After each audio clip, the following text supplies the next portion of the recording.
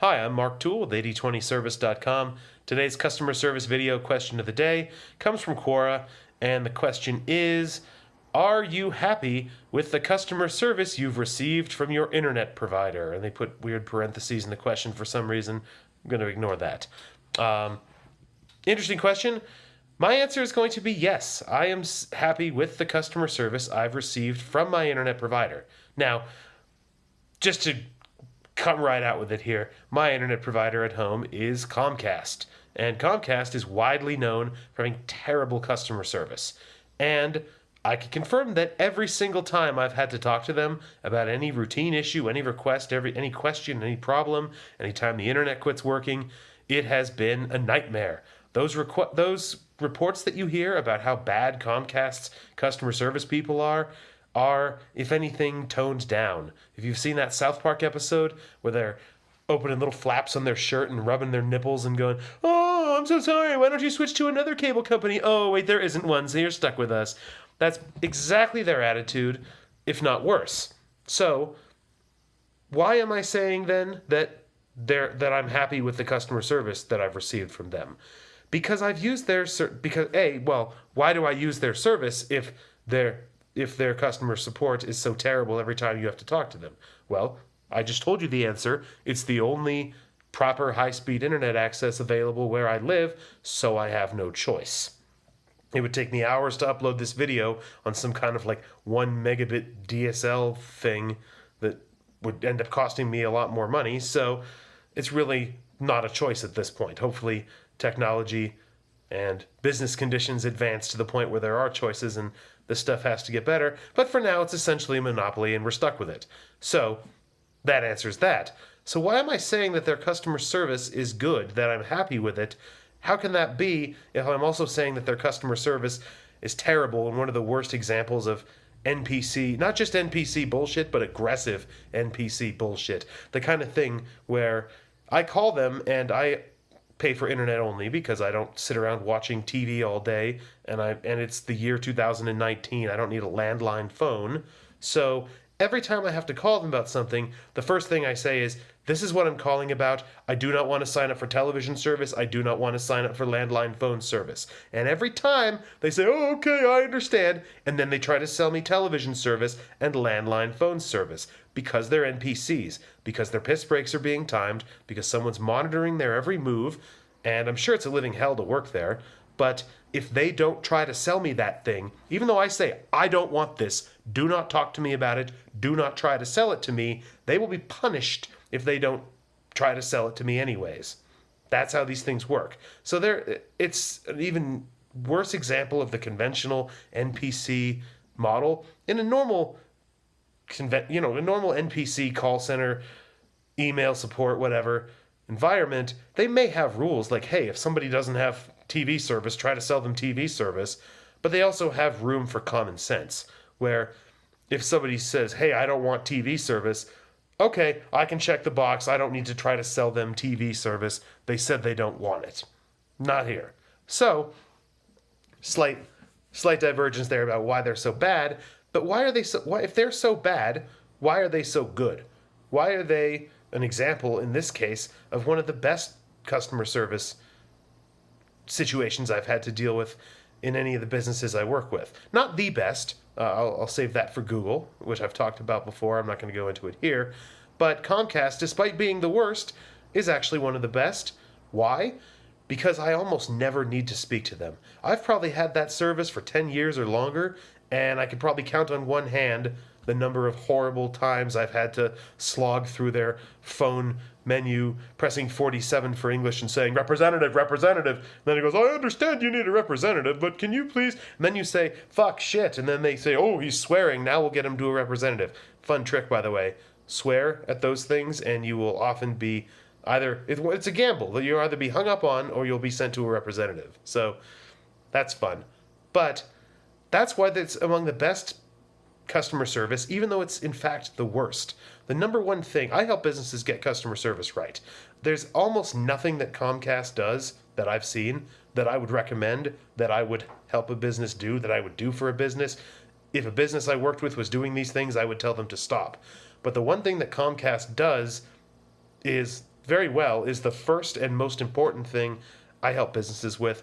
First thing I tell businesses to do is, as much as possible, they prevent customer problems before they happen. I pay for internet access. Every time I turn on my phone or my laptop or anything else, it connects to the internet. It's fast. It works. It's good. Every single time, almost every time. Now, and I will actually, I'm not just here to pick on Comcast. There are people that when you call them on the phone, or I don't even know if they let you do email. We're an internet company. We can't respond to things via email, so you have to call them. Those people are terrible. The people who actually come out to your house if something needs to be fixed or is wrong or whatever, those people are really good. I had a guy come in and completely rewire the place because the internet was slow, and no charge, of course. So those people are good, but the customer service at Comcast is good not because of those guys doing a good job, because they are good. It's not good because of or despite the people in the call center doing a terrible job.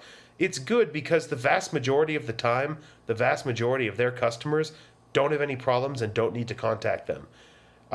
If it weren't for those few outlier occasions where I had to speak to them, I'd have no idea if all this talk about their customer service was made up or lies or what. I'd never have had to talk to them about anything, and that's the best customer service you can provide, the customer service that nobody has to deal with because they don't have any problems. That's the number one thing I recommend that I help businesses with, and despite all their very many problems and things that they're doing blatantly and intentionally wrong, in my opinion, Comcast has very good customer service that I'm very happy with because most of the time I never have to deal with their customer service people. The thing just works, and I don't need to talk to them about it, and that's what's most important in internet service. It's the same with any kind of business, any kind of product, any kind of service. If I buy a physical item from a company, if I sign up for a digital subscription of some kind, if it is what I expect it to be, it's of the quality I expect or better, everything works the way it should, everything's easy to access, I receive it, I'm happy with it, then I don't want to speak to customer service ever. And if you can avoid making me do that, I'm going to be happy with your customer service. Now, customers aren't going to come out and say, oh, these guys have great customer service, because they don't think of it that way. They think, and I just saw a tweet about this today that I was looking at about a crypto wallet service where very big name guy, John McAfee, logs into his thing, all of his coin, one of his coins, his full balance is just gone. What the hell? I don't know. I assume he had a decent amount in there. So he contacts their customer support. It's some sort of glitch that wasn't synced up. They sync it up. He gets all his money back. He's happy. He posts a thing about how great their customer service is.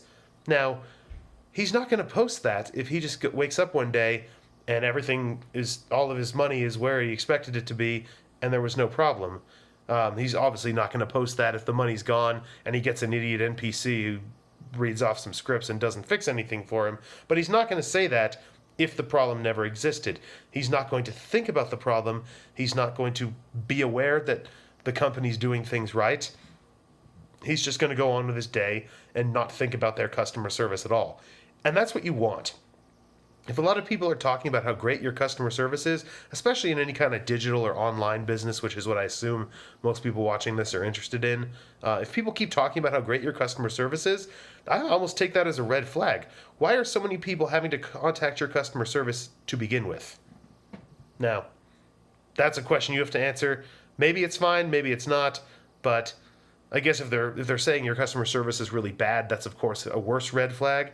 But really, if no one's saying anything about your customer service and your customer service people are not busy, the majority of your customers are not contacting you about issues, that's what you want. That's where you want to be. That's why I do these videos. That's why I write about this stuff. That's why I help clients get this stuff right. So that's my approach here. And that's why, despite all their various failings, why Comcast does actually provide very good customer service, except for when you make them provide customer service. So that's all for today. I'll wrap this video up here. As always, like, subscribe, upvote, thumbs up, all that stuff. I do these videos every weekday on a customer service question. This question, like I said, came from Quora. I post these on Quora and YouTube, so if you have a question, ask me on Quora, ask me in the comments on YouTube. I may use it in a future video.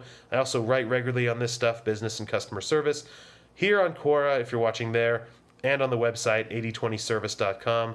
Go there, get on the email list so you don't miss out on any of that stuff. Otherwise, I'm going to wrap this video up here, and I'll be back tomorrow with another answer.